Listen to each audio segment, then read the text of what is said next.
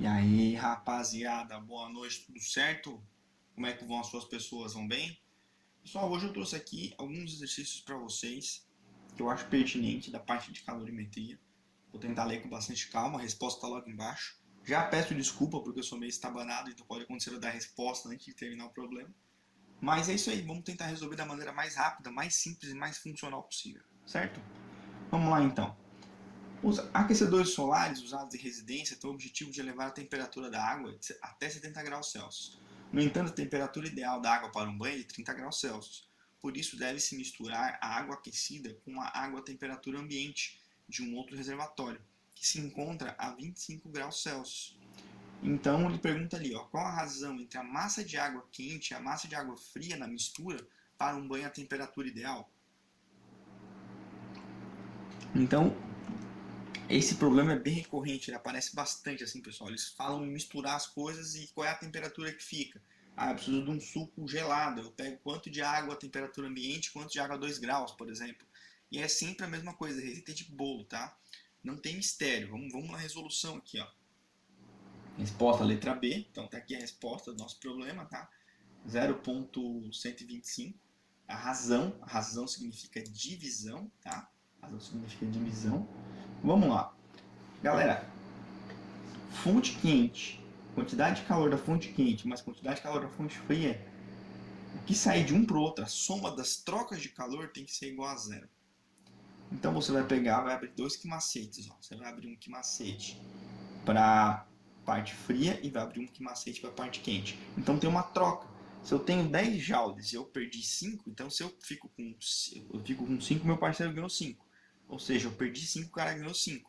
Então, aqui, esse exemplo aqui é muito importante porque ele mostra essa questão de você não ter as coisas assim do nada. Você vai ter que ter sempre a conservação. Então, a troca de calor, a soma dela dá sempre zero. Se eu ganho 200, o cara perdeu 200. Então, vai ser um menos o outro. E eu vou substituir os valores lá. Ele falou que a temperatura ideal é 30, né? Só que a água está a 25, olha aqui, ó. Então existe uma massa na fonte fria, um calor específico da água aqui, certo? E aqui existe a temperatura que eu tenho, que ele falou ali, que é 25, quer ver, ó? Encontra 25 graus Celsius, aqui ele falou aqui, ó, 25, ó. Então eu vou pegar esse cara aqui, certo? Então tá ali, ó, que é a temperatura que eu tenho. E essa daqui que eu quero ter. Então, ela menos a que eu quero ter, ó.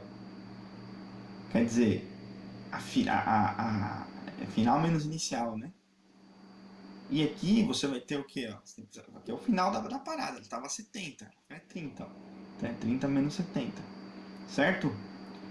Vai fazer os algebrismos aqui e tal. Os calores específicos são iguais. Você vai cortar aqui. Porque é da água. É o mesmo calor específico. E você vai ter uma razão aí. Menos 5 sobre 40. Certo? Aí vai deixar um menos aqui. Vai dar menos. Menos com menos vai dar mais. Faz a divisão, 0,125. Só cuida com a questão da temperatura aqui, tá? As temperaturas aqui são bem importantes. Beleza? Vamos para mais um. Um líquido é aquecido através de uma fonte térmica que provê 50 calorias por minuto. Pessoal, 50 calorias por minuto. Energia por tempo é potência, certo? Então, ele fala caloria por minuto ali é uma unidade de potência. Observa-se que 200 gramas desse líquido se aquecem de 20 graus em 20 minutos. Então 200 gramas aquece 20 graus em 20 minutos. Qual é o calor específico do líquido, medido em gramas de calorias por grama grau Celsius? Faltou um Czinho aqui.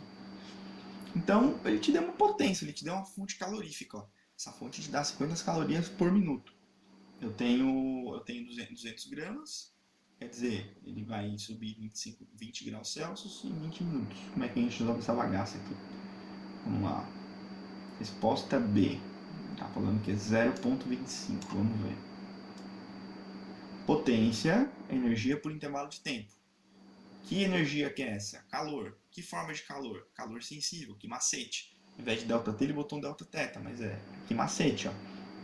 E esse T pequenininho é por tempo. E aí ele vai fazer aqui, ó. Vai fazer potência vezes porque ele vai isolar aqui o calor específico, tá vendo? Então esse cara está dividindo, passa multiplicando. Esses caras aqui estão multiplicando, passam dividindo.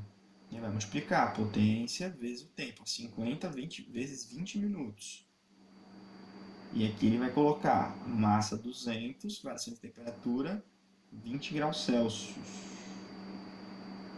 Então tá ali, ó, 20 graus Celsius. Certo? E aí, esse minuto aqui vai cortar com essa unidade de minuto aqui, tá, galera? Então, fazendo a simplificação, dá 0,25, tá? Se quisesse transformar aqui para segundo, teria que transformar 50, quantas calorias vai ter por segundo aqui, ó. Mas não vale a pena, tá? Como aqui está em minutos, aqui está em minutos, os minutos vão cortar. Belezura? Fácil, né?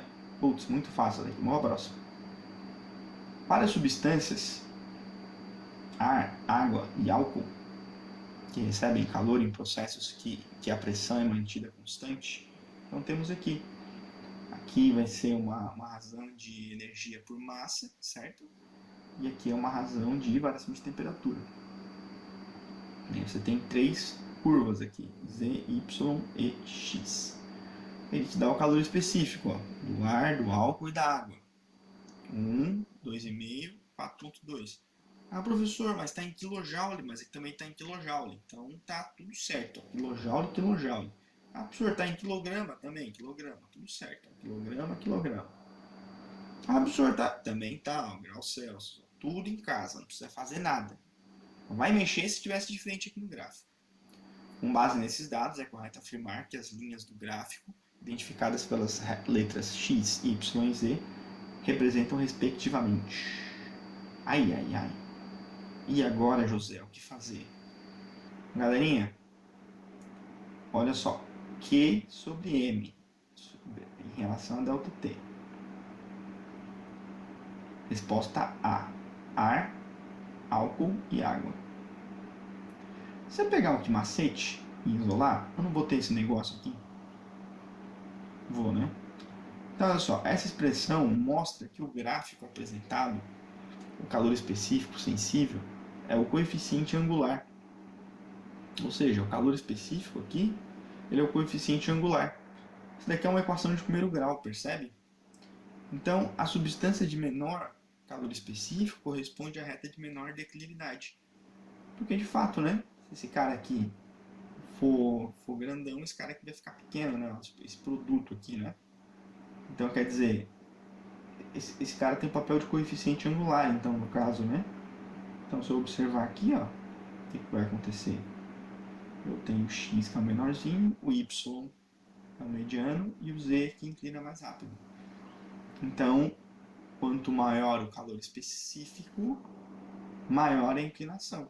Quanto maior o calor específico, mais eu vou ganhando energia por massa por intervalo de temperatura. Eu tenho mais liberdade de conseguir energia por massa. Certo? Calor específico não é uma caloria por grama por grau Celsius? Então, uma caloria, unidade de energia, por grama, unidade de massa, em graus Celsius. Só que no caso aqui está em joule e em quilograma. Certo? Então, seguindo a ordem ali, vai ser ar, álcool e água. Então é isso daí que eu tenho para vocês hoje. Muito obrigado pela atenção e forte abraço.